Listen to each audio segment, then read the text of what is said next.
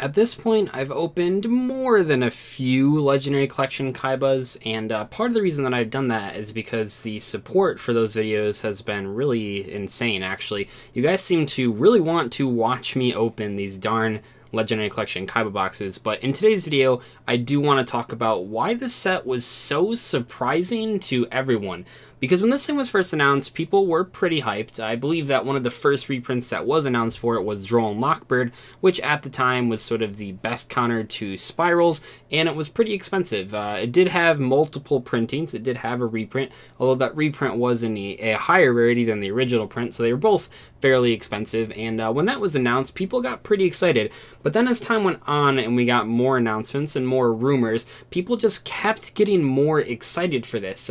It was revealed that it would only have holographic cards in there, which is really exciting. A lot of people, including myself, were excited for a probable Master with the Eyes of Blue reprint, and players in general that were on a budget really want to pick up Blue Eyes, and now they could finally do it, or hopefully they could finally do it, for a halfway decent price. Because as someone that bought Blue Eyes from scratch, I know that it's actually pretty expensive, especially considering it's not a super competitive deck. I think I sunk about $160 into the deck, and that wasn't even for like all the cards in there. I mean, I just did a budget deck profile of an entire main and extra deck for $160. In the Blue Eyes deck, I probably only bought like 30 cards, maybe a little bit less than that, and it still cost me that $160, and it's a lot less competitive than a Dinosaur Shaddoll deck list. So that's pretty crazy, because that's one of the decks that a lot of people that are fans of the original series wanted to finally pick up, and for the most part, all that stuff did in fact get reprinted in this set, which is pretty cool. Alternative was not reprinted in this set, which I think some people were disappointed at, but I'd say that in general, the Blue Eyes deck overall is cheaper to buy now than it was like 6 months ago or 3 months ago or whatever, and that's awesome. And then there was that one day, that fateful afternoon, when Konami revealed a whole bunch of reprints, and at that point, we then realized that all the good hand traps were being reprinted. It wasn't just Droll and Lockbird, it was Ghost Reaper, it was Ghost Ogre, and more importantly, it was Ash Blossom as an ultra rare, which wasn't even the highest rarity in the set, because it's secrets and ultras, and Ash Blossom was just an ultra, so people got very excited, and the new Blue Eyes cards were announced somewhere in between those two instances, between the original announcement and then the announcement of all the reprints. The Blue Eyes cards were announced, and they were pretty cool. I was excited for them. I think a lot of players that were playing Blue Eyes were excited for them. Maybe they didn't have as much of an impact as I thought they would on the deck. I thought King of D was terrible. Turns out it's pretty darn good. I thought Dragon Revival Rhapsody was insane. Turns out it's just okay. And part of the reason that it's pretty good is that you can search it with King of the D, which is fairly important. And so there's just a lot of emotions about this set, and I think in general, one of the things that was surprising to me was people love watching anyone open these. I mean, there's channels out there, including my own. I'm not exempt from this. There's tons of channels out there that just for like the first week just posted every video like Kaiba collection openings. I remember Team Samurai, like day one, man, he was out there and he posted 4 separate videos opening these. And before you might say, oh, well, he's spamming his subscribers, all those videos have insane amount of views. It was like, I believe the first one has like 70,000, and then the second one had like 27,000, third one had like 30,000, and the fourth one had like over 30,000. So people were watching them. It wasn't like you were just spamming the sub boxes and people weren't watching them. I found the same thing in my own channel. I'm not a pack opening channel, but I did open several Kaiba collections, and if you noticed, I took off the last week. I didn't open any packs. I figured people were kind of sick of it, but I think it's interesting that even a channel like mine, and then a channel like Team Samurai, who actually does open packs fairly regularly, people just wanted to see people open this. I think it's cool because there's so many old school cards that are getting reprinted. There's so many new cards that people can still get, and even if Ash Blossom is pretty expensive still, and even if Cardinal Eyes, which is the other big reprint in the set, is pretty expensive still, even though those cards are still expensive, they are cheaper than they were before the Legendary Collection Kaiba, and there's a lot more in circulation. I've never seen a set so hyped that it actually sells for well over retail, sometimes 50% over retail, and people are still buying it. That's just blown my mind. But anyway, what are we doing today? After talking about all of that, we're gonna open my final Legendary Collection Kaiba box. So I bought a whole bunch different periods of times. I bought 2, and then I bought another 2 that were actually retail, unlike my original 2, and then I bought 5 more, and I've already opened 4 of those. So I've had this one just kind of sitting around for about 2.5 weeks now, and I want to open it for a couple reasons. I want to open it as sort of the accumulation of all of these sort of ideas that I just talked about, and also so that I can kind of get past the pack opening stage in my channel. I don't know. It was like, I like pack opening, and I think most people enjoyed it, but I also think that I went a little too overboard. I think what ended up happening to me, to be completely honest, was that I got lazy. Pack openings are easier to make than normal videos. This one had like a discussion element for half of it, but in general, it's a lot easier to just sit here, open a pack, instead of just making like an actual video and talking about certain things. Now, I do my pack openings a little different. You guys have probably noticed that, and I think that's part of the reason that people have liked my pack openings of this set in particular. I don't really care about the value of what we pull. I really just want to pull things that are new and interesting. I know there's been a couple moments where I've pulled Ash Blossoms and didn't sound that excited, and the reason being is that I simply don't need Ash Blossom. We're still searching for V Tiger Jet. I will briefly mention here seeing this is the last one that we're opening, and this one is for real the last one. I know I've said that before. I have like 100 of these. So the game board mat I've sort of gone back and forth on. So originally I liked the new feel of this game board. It feels a lot nicer than the original ones, which were a glossy finish and just a mess. You still shouldn't use this because everyone's gonna think you're a scrub, and that's because if you're using this cardboard thing for a mat, you probably are, no offense.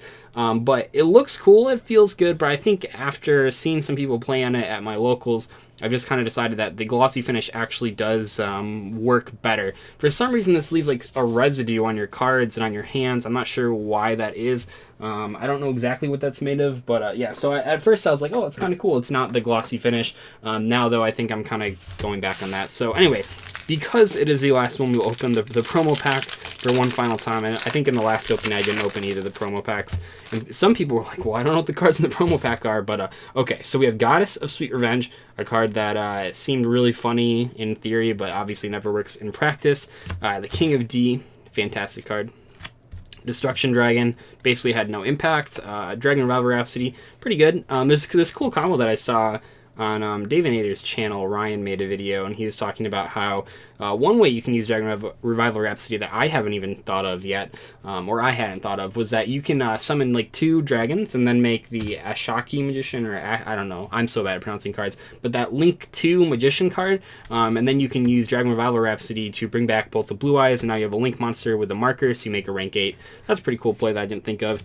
And Loop of Destruction, this card's terrible. I wanted it to be good. It's kind of like a reverse Supply Squad, but it turns out that the Supply Squad in theory is better than a reverse Supply Squad, and Supply Squad isn't good, which would mean that a reverse one also isn't good. But anyway, let's open these packs. We have the White Stone of Legend, Majesty with Eyes of Blue, which really is just a bad negate attack. Some people are saying, well, you can combo it with the Maiden card, but Maiden's pretty terrible, so yeah, that card's not very good.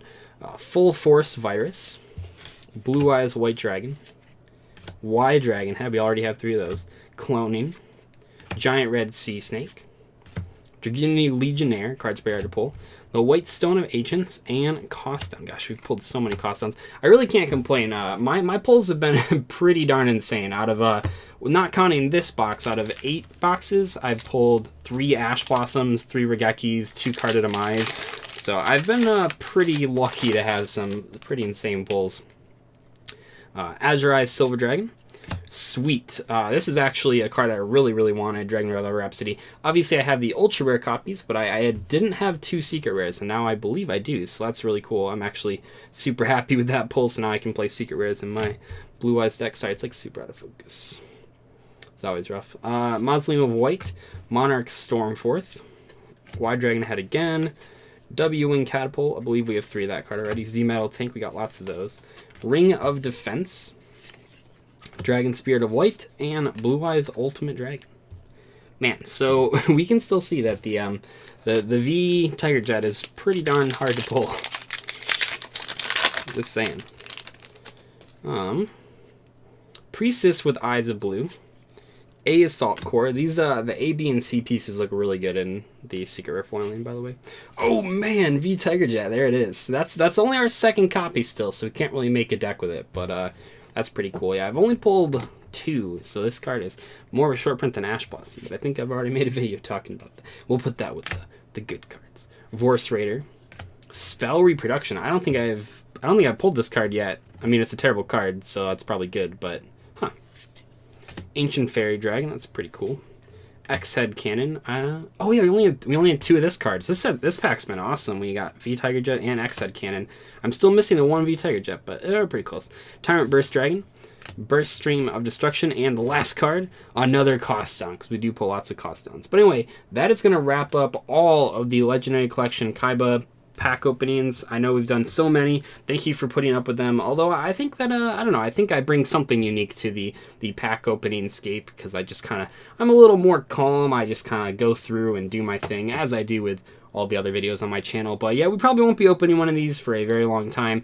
At this point, I have like every card in the set. Well, I've sold a lot of the cards already, but it was a lot of fun. I liked the week where I opened a lot of them. I think it brought a lot of new faces to the channel, and everyone kind of got in on the meme or whatever. But I think at this point, we're going to take an indefinite break from pack openings. I'm just trying to get back to my roots, because, I mean, I said I was going to do that, but also, like, once I had pack opens so often that one week, and when I sat down to actually do, like, a normal video, I felt really rusty, and I think that all the pack openings really got me to that point. So anyway, though, hopefully you've enjoyed the thousands of pack openings that I've done, and we'll do one someday, but not for a little while. Anyway, though, I will see you guys later.